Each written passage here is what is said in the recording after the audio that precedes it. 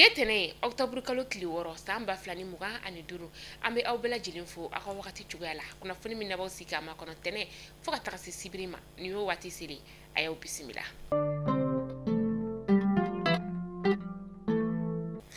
Kuna fondamnela bi anga fintigila kaw koni bika sansoro ba magaci wale tigila mauka kata fe sanga anaka wakati ka keni diripa aleka kuna fonni koni charni mini abora anga fintigila kaw ka état major général des armées ale yoro lani o Umar Jaray aya jira ka fo ko wi garanda ba magaci wale tigila ma chama dila octobre kalo klinani samba flani muga ani turu kerenkena sa sigu kaw ulu feno sigu yoron beni albe wele ko sugulu ba magaci wale tigila mauka bolma fen sin fila mugan bonyongo kataka se uka keleke minan to uluma ale ni ba magaci wale tigila ma tan ani duru uye garan koni da ulula segu kaw ulu feno tamaktu kaw fene koni feno uka keleke minan bolma fen o fla bonyongo ni oye pikapu ye uye ulu fla koni bela jile ni ka o tien ala ni anga fintigila kaw koni ulu ka bara nyedon fe anga fintigila kaw ka état major général des armées ko ka be folike ni nga nyeshin anga fintigila kaw ulu yoro la uka bara nyedon ale sirafe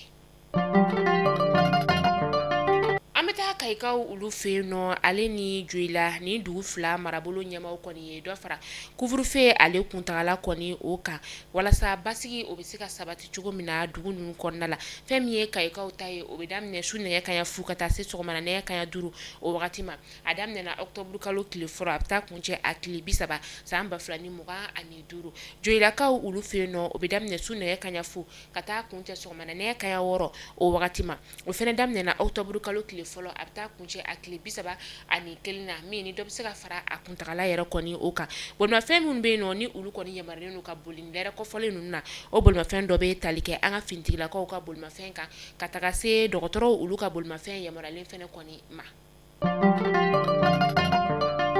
kakeni taji ferelaw koni kilen ka do fara taji koni o songo ka ko taji o gelera anga jamana marabaw ulu ye dansi taji koni songo la mi na yira ka fo ko gasoil ale litri kile o be fere sefa wari kemeni binani ani dorame duru femi nye essence sa ale koni o be fere sefa wari keme ani biduru litri konna ma o ma edo kon sor la faba konna la kibe taji fere songo were la min teni songo nyangali be dai ka mi ni o be juguya kosobe taji fere yoro do yere kon datugura anga faba konna la ka sabu ke taji ale songoli yeleni taji ferelaw ulu fe Conseil régional de Ségou o nyama ni o yesiaka damile ale ni aka bolma fembulla ni ma flanu koni jasura ma amara fentigi la ko do mal do koni ulu fe akara octobre kalo kile saba samba flani muga ani duru akara kila fana to kon duna wakati mina ba mo koni Ségou koni o sirala kuna fonia koni adira o ka segal koni fe ayira la dugu marabaw fe ko bela jilenka u demeni do awie wala sa ni ma flanu koni miseka labla chuga mina here ani badina kasawe ke kabini utara wakati mina sa nya koni ma se ka do u soro yoro kile yere konna au conseil islamique nyamani o Asir Sherifa Ousmane Madan Haidaray ale koni don kerenkerene ni ka ota wala sa ka se ka do ka o ke feminye aterike ana jenyon ko na dogoni ni o Sherifa Jilal Mansour Haidaray ni ale koni fagara octobre kalo klefla samba fla ni muga ani duru akera tigini kono bugu sira koni na ni cheba yero kontun la dono ni ala kode kataka se aka bolla bla anaka hine kanyashi desebagato uluma atara bla adaro labana femi karido octobre kalo kile duru samba flani muga ani duru segu kaw ulu feno ma chama ne kon bora ni ngata abla adaro labana ami doke la ka bada dali no yai ameta kulukurukaw ulu ferino kerenkena sa uga sigidam beni alebe wele ko suba sira koni ale boli gelalendo kosobe bolba fem bollaw ulu fe kata se senamatigu ulu fene koni ma ka sa we yake mamunu be no ni ulu be bolma fem belebele bolini o ye camion nu be chenchen koni ka kono ka tanga singi kan oke ulu kon tilia bagatori do sanga anaka wakati wala sa ube seka chaman koni ni ka oke kle konna la o tilia ni koni se fesa obina ni siraba kan kasara mi ni abe jugu ya kosobe ni abisa ka sabu ye ka maro yero koni ka ulu koni bone unina ni ko inkeleme ka ma chama ni ka ulu koni kamana ga kosobe Juma tɛmɛnen na sa sɔgɔmara nɛgɛ kaya 5 o wagati fɛn min ye étage belebele dɔ ye ale de kɔni bɔra ka bin Kalana Kelebugukaw olu fɛ yen nɔ a kɛra sababu ye ni ka maa 4 bɔɲɔgɔnko ka olu kɔni bɔnɛ u ni na maa 3 kɔni fɛnɛ jogina minnu jogina olu ta ni ka taa n'olu ye lapitaniso la teliya la bololaminɛn caman olu fɛnɛ kɔni tiɲɛna ka taa se katakataninw n'a ɲɔgɔnna wɛrɛw ma olu kɔni bɛɛ lajɛlen kɔni tiɲɛna nin yɔrɔ bin sababu kɔni na.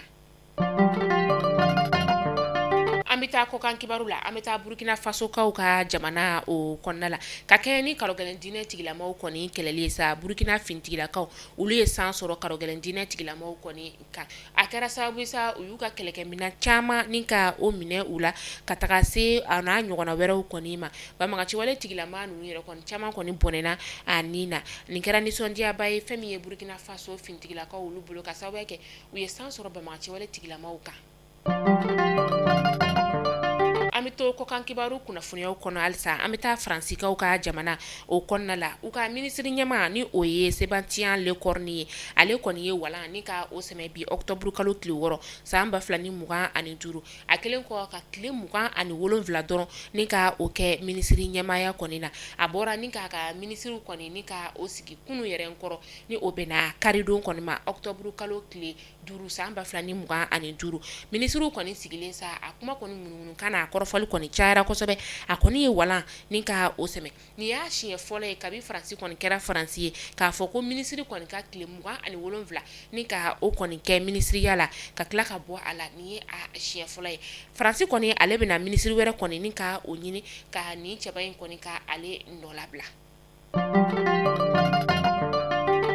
Mali kunnafoni jabarani lajɛbaw ni kunnafoni damadɔ tun b'an bolo bi tɛnɛndonya na ni k'a da kelenkelen bɛɛ lajɛlen kulo kan hakili la aw ye faamuyali caman ni ka o sɔrɔ an ka bi kunnafoniyaw la fɛn min ye Jawando service ye ale de ye anw ka kunnafoni jukɔrɔma dondoba ye an bɛ waati min na i n'a fɔ sisan nɔ Jawando service ko k'a fɔ a ka clients bɛɛ lajɛlen k'u ka baara tɛ sojɔ dɔrɔn ye dɛ wa u ka baara tɛ terrain feere dɔrɔn ye e maa min bɛ yen nɔ k'i bɛ fɛ ka i ka so jɔ plan kɔni t'i hakili la plan baden de bɛ Jawando service maaw bolo plan cɛ ɲumanw k'a di aw ma aw ka se k'aw ka so ni k'a jɔ lafiya la e maa min fɛnɛ bɛ yen nɔ k'i ka plan b'i hakili la a fɔ Jawando service maaw ye u bɛ plan ɲumanbaw ni ka o bɔ ka di aw ma u bɛ tila k'a fɛnɛ jɔ k'a di aw ma dukɛnɛ belebele de bɛ i bolo i t'a dɔn i bɛ n'i ka dukɛnɛ yɛrɛ kɛ min ye a jɔli fɛnɛ se t'i ye a di Jawando service maaw ma u bɛ décoration ɲɛnɛmaba ni ka o kɛ aw ka dukɔnɔmanaw olu la Jawando service kɔnɔna na maliyɛndenw lafiyali kama ani minnu fɛnɛ kɔni bɛ tunga la a y'u wele u ka nɛgɛjuru sira la walasa aw bɛ se ka kunnafoniya caman ni ka o sɔrɔ aw k'an bɛn sini inshallah kunnafoni kuraw olu kɛnɛ kan.